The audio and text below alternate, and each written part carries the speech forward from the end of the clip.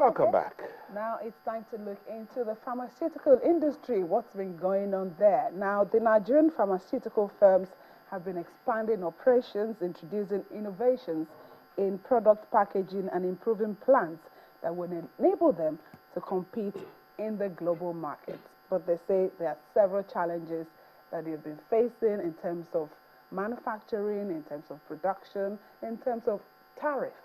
So we're going to be looking at some of those issues this morning, and we have in the studio the Managing Director of Fitson Healthcare PLC and an ex-officio of PMG Man, that's Dr. Fidelis Ayebe. Did I get it right? Yes, you did. Thank you so much for joining us. Thank you. And also we have the Chairman, PMG Man, that is the Pharmaceutical Manufacturers Group of Manufacturers Association of Nigeria, who is also the MD CEO of SKG Pharma Limited, Mr. Oke Akpa. Thank you for joining us. Thank you very much. Now, let's talk about this PMG in MAN. Yeah. What role does the association play? Thank you very much. PMG Man is a member of MAN. We belong to the pharmaceutical and chemical sector in MAN, and that makes us a subsector in MAN. Specifically, we are a business group and an interest group. Our core objective as a group is to foster an environment where good manufacturing practice is upheld. Good manufacturing practice is the tenet of pharmaceutical manufacturing, and that is a process of guaranteeing that every medicine that is produced in Nigeria meets prescribed standard according to NAFDAC and according to international bodies that regulate quality of medicines. In PMG manner, again, we try to partner with government by providing our opinion, our suggestions through various means that are available to us, just to make sure that the policy environment encourages local production of medicine, which we see as critical to the life of any country. That question of local production of pharmaceuticals, we understand that 4 of your members, for instance, got the World Bank GMP certification, World Health Organization GMP certification. That's commendable, but that statement you made about local manufacturing of pharmaceuticals, how essential is it to any nation?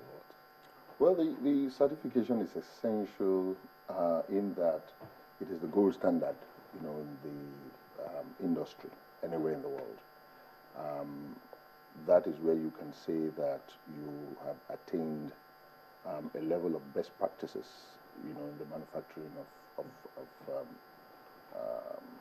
pharmaceutical products. Now, there are 2 standards, really. One is that world standard that opens up your market, to exports, to international tenders, because that is what the donor organizations, want. They want a particular standard, right? But that standard is not essentially higher than your local GMP. They are more or less the same, right? But what defines them, right, really are things like documentation, best practices, and so on and so forth. So it is a gold standard, for our industry, and 4 of us have attained it. Another 10 are on the way to attaining it, but it's a very expensive process. Okay, but what's the level right now of local content when it comes to pharmaceutical products? I think at this time, let me jump in a little bit. NATO's first question was, what's the relevance of local manufacturing? How critical? How critical it is, which was the point I made. I will take it quickly from 2 very important perspectives to say that in any country at all, there are some form of security that every country must have for sustainable existence. One is food security. The other one is drug security. Because drugs, medicines, is at the very base of any healthcare system. If you do whatever you do, and there are no therapeutic agents, which we call drugs, medicines, you would see that the healthcare system will be in jeopardy. And so local production guarantees access to medicine, affordable medicine, effective medicine, and quality medicine, and on a sustainable basis.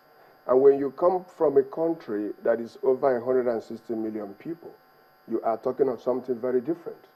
You cannot depend on import alone to satisfy the drug need of 170 million people. Should we even depend on import at all? Absolutely no.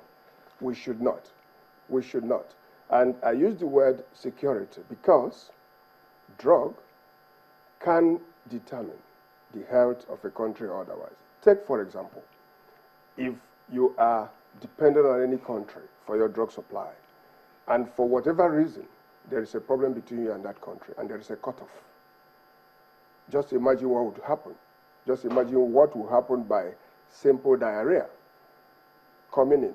And I don't have to go far to give you a very good example. We had a Ebola case recently.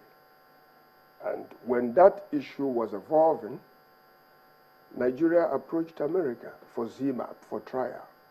What was the response? We didn't get it. And thank God, eventually Nigerians had to come home and design a system by themselves that contained Ebola.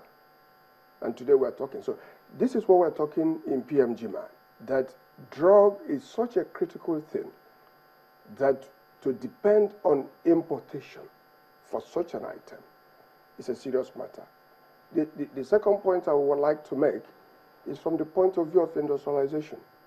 170 million people growing at 3% year on year. We literally have no option than to produce as a country. Job provision. The pharma industry provides over 1 million jobs in direct and indirect employment. We have membership of over 150 members registered, span across this country. So there are over 150 pharmaceutical manufacturing firms in the country. Absolutely. But how much of support does that industry get from the government? To be frank with you,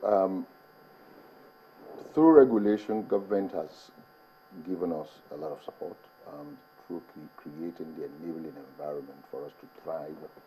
They have, right? But to the extent that there has been a lot of policy somersaults, you know, as you know, this is a country where today there is a drug policy, tomorrow there is another policy, and so on and so forth, and all of this, you know, somersaults, and that is what has brought us here, creating problems, you know, for the